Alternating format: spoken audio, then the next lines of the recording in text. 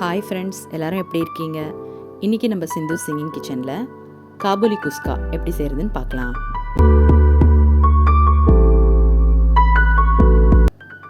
இப்போது தேவையான இன்க்ரீடியன்ஸ் என்னென்னு பார்த்துடலாம். பாஸ்மதி ரைஸை இந்த மாதிரி தண்ணியில் ஊற வச்சுருக்கேன் ஒரு 20 மினிட்ஸ் கிட்ட. இந்த மாதிரி வெள்ளைக்கடலையை நைட்டு ஊற வச்சு காலையில் இந்த மாதிரி தண்ணியில் வச்சுருக்கேன்.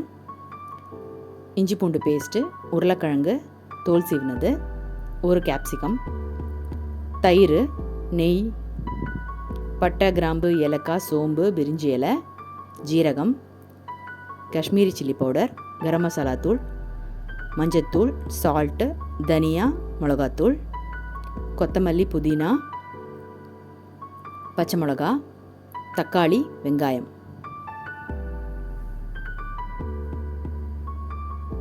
இப்போது குக்கரில் தான் தாளிக்க போகிறோம். எண்ணெய் கொஞ்சமாக சேர்த்து கூடவே நெய்யும் ஆட் பண்ணிக்கலாம். நெய் நல்லா உருகுனதும் கரம் மசாலாவை சேர்த்துடலாம். பட்டை, கிராம்பு, ஏலக்காய், ஒரு பிரிஞ்சி இலை, சோம்பு, ஜீரகம்.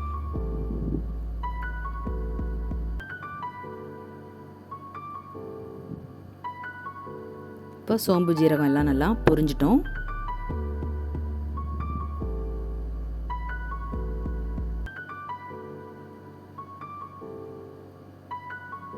இப்போது ஜீரகம்லாம் நல்லா பொரிஞ்சிடுச்சு. இப்போ இந்த ஸ்டேஜில் நம்ம தோல் சீவி வச்சுருக்கிற உருளைக்கிழங்கை சேர்த்துக்கலாம். இப்போ உருளைக்கிழங்கு நல்லா வதங்கட்டும். கூடவே நம்ம அரிஞ்சு வச்சுருக்கிற வெங்காயத்தையும் சேர்த்து நல்லா வதக்கலாம்.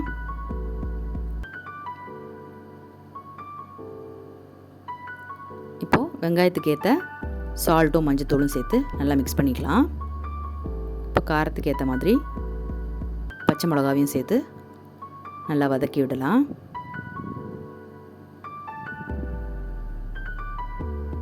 இப்போது வெங்காயம் நல்லா வதங்கிருச்சு. இந்த ஸ்டேஜில் இஞ்சி பூண்டு பேஸ்ட்டை சேர்த்து பச்சை வாசனை போகிற வரைக்கும் நல்லா வதக்கிக்கலாம். இப்போ கட் பண்ணி வச்சுருக்கிற தக்காளியை சேர்த்து நல்லா மிக்ஸ் பண்ணி விட்டுடலாம்.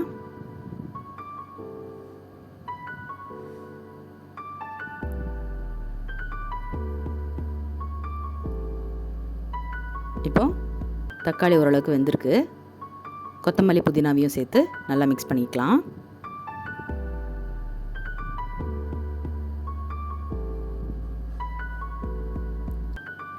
இப்போ தக்காளியெலாம் வெந்து வந்ததுக்கப்புறம் நம்ம இங்கே எடுத்து வச்சுருக்க தூளுங்க எல்லாத்தையும் சேர்த்து நல்லா மிக்ஸ் பண்ணிக்கலாம். பச்சை வாசனை போகிற வரைக்கும் நல்லா மிக்ஸ் பண்ணி விட்டதுக்கப்புறம் ஒரு 1/2 லெமனை இந்த மாதிரி புழிஞ்சு ஜூஸை சேர்த்துடலாம்.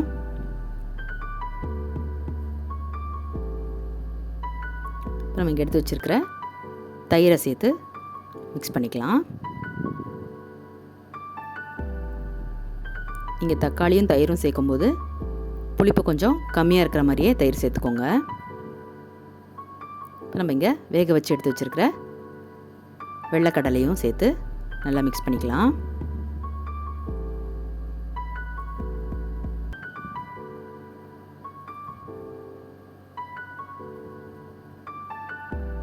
லாஸ்ட்டாக நம்ம ஊற வச்சுருக்கிற பாஸ்மதி ரைஸையும் சேர்த்து மிக்ஸ் பண்ணி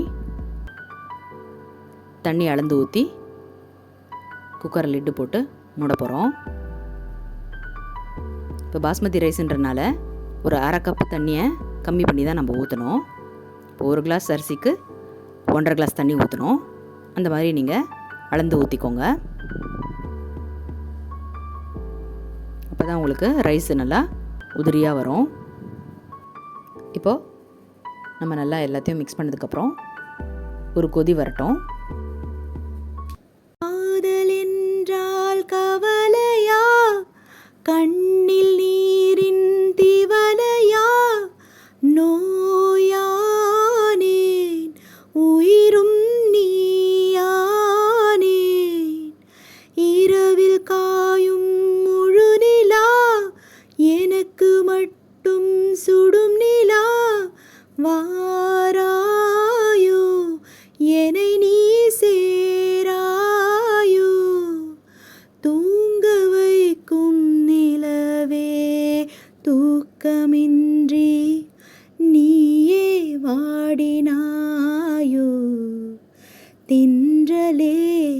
தென்றலே.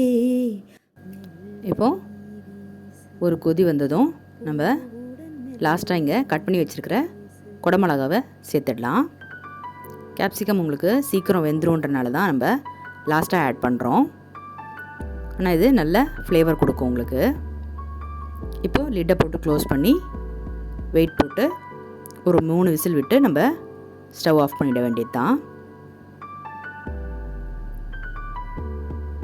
இப்போது விசில் விட்டு எடுத்ததுக்கப்புறம் உங்களுக்கு காபூலி குஸ்கா ரெடி ஆகிடுச்சு. இது நல்ல ஒரு டிஷ்ஷு, உங்களுக்கு டிஃப்ரெண்ட்டாக இருக்கும். கண்டிப்பாக ட்ரை பண்ணி பாருங்கள்.